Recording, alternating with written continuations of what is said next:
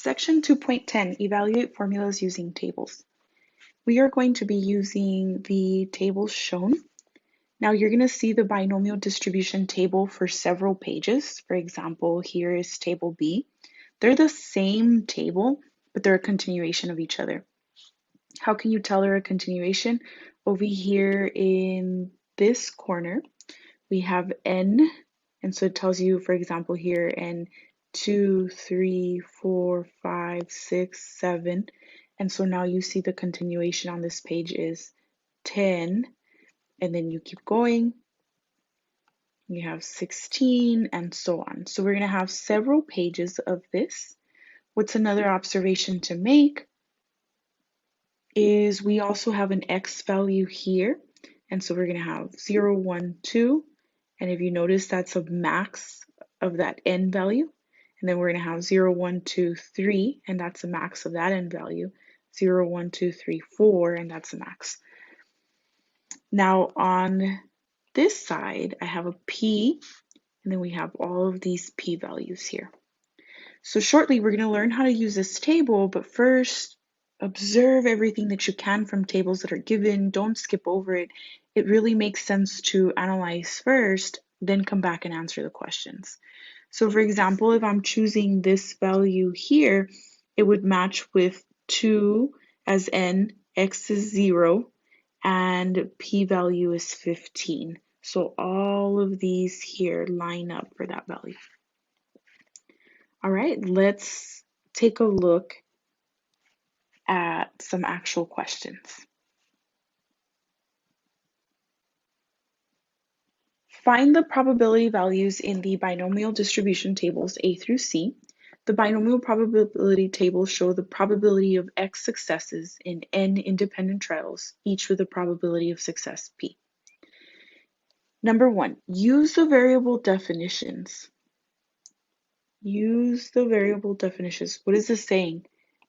Come back and notice that X is successes, N is independent trials, and probability of success is P. So in this sentence, it's going to tell you all of these things and you have to determine which is which. Use the definitions along with the probability tables above to find the probability of 3 successes. So I'm seeing 3 successes. This is going to be X equals 3. Why do I know it's X? Because it's up here. In 4 independent trials are N, each with a probability of success of 0.20. Success right here, P.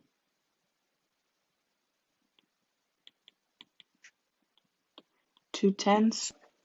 Identify X. We already did, right? You did a great job. X is 3, N is 4, and P is 0.20. You're going to be doing this repetitively. The goal of this section is to learn how to use the binomial distribution tables. So we're going to go up to the table, and you're going to look for 3 successes. And you have to keep in mind which is what value. X is equal to 3, N is equal to 4.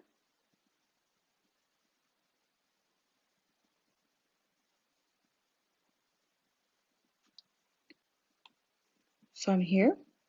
N is equal to 4, X is equal to 3, and P equals 0.20.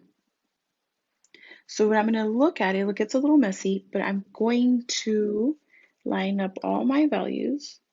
So I'm coming this way until I bump into this here, and the value that I see is 0.026.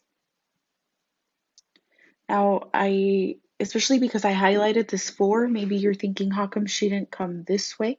And that's because the 3, so you look for the 4 first, and then you're going to pick the 3 here. So this is where we land.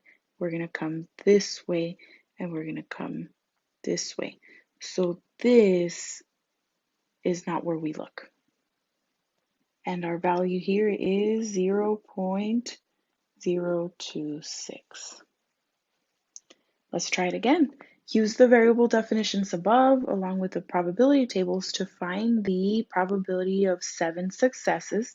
We now know that successes are X, independent trials 9, and P is the probability of success was 0.65. Let's go back and look at our table.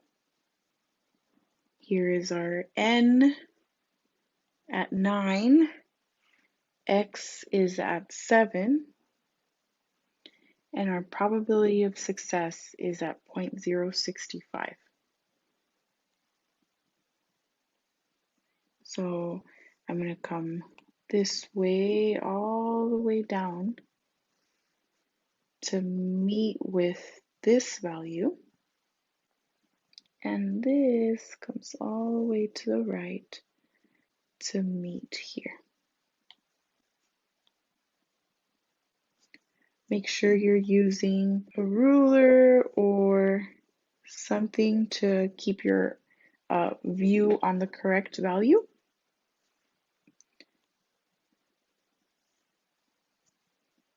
And you don't pick 2.72 by mistake. So our answer here is 0.216.